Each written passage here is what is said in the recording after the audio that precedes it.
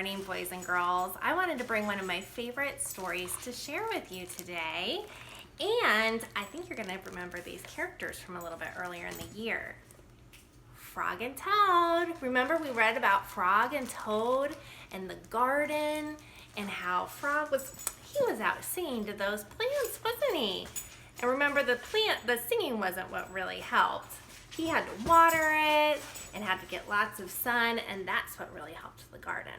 But today, we're going to find out more about Frog and Toad and some adventures that they've gone on, okay?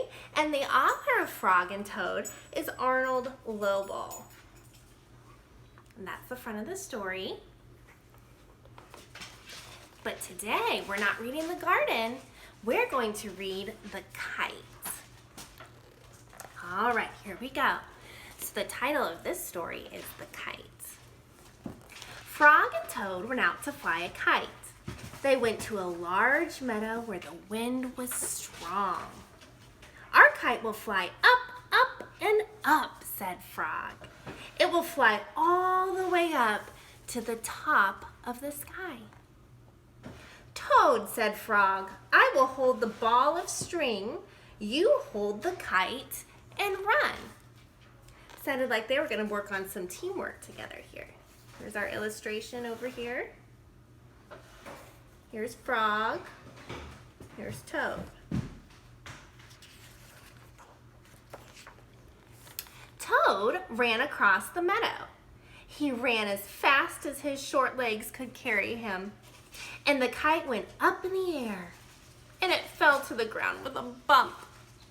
Toad heard laughter, and 3 robins were sitting in a bush. Look here, friends.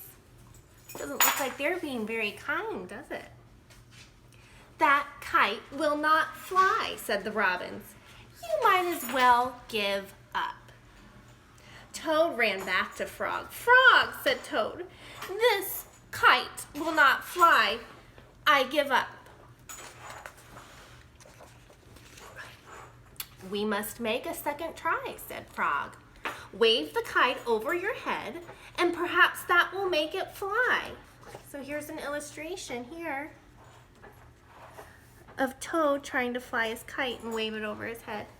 Toad ran back across the meadow, and he waved the kite over his head. The kite went up in the air, and it fell down with a thud.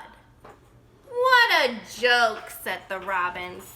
That kite will never get off the ground. How do you think that this makes Toad feel? I think it probably makes Toad feel a little sad, right? Toad ran back to Frog. This kite is a joke, he said.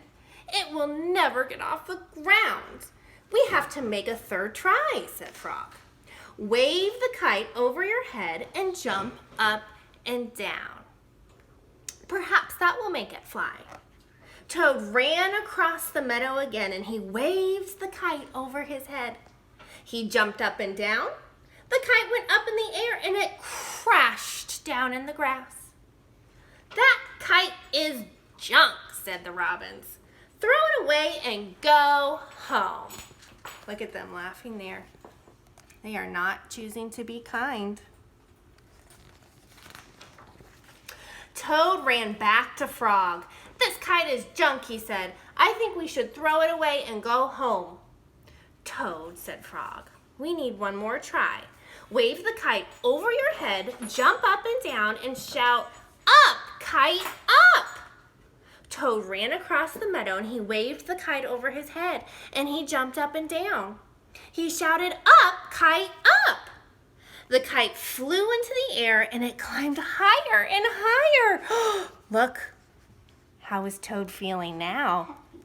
He's feeling happy. And look at the robins. They're like, uh-oh, what are we gonna do now? We did it, cried Toad. Yes, said Frog. If a running try did not work, and a running and waving try did not work, and a running, waving, and jumping try did not work, I knew that a running, waving, jumping, and shouting try just had to work. The robins flew out of the bush, but they could not fly as high as the kite. And Frog and Toad sat and watched their kite, and it seemed to be flying way up to the top of the sky. Look here, all the way up, so high. Friends, I think that Frog and Toad at the end of the story are feeling pretty happy, right? I hope that you're feeling happy today, and I love you guys so much. Thanks for letting me read your story. That's my dog. I'm gonna go take him outside. I love you guys. Bye.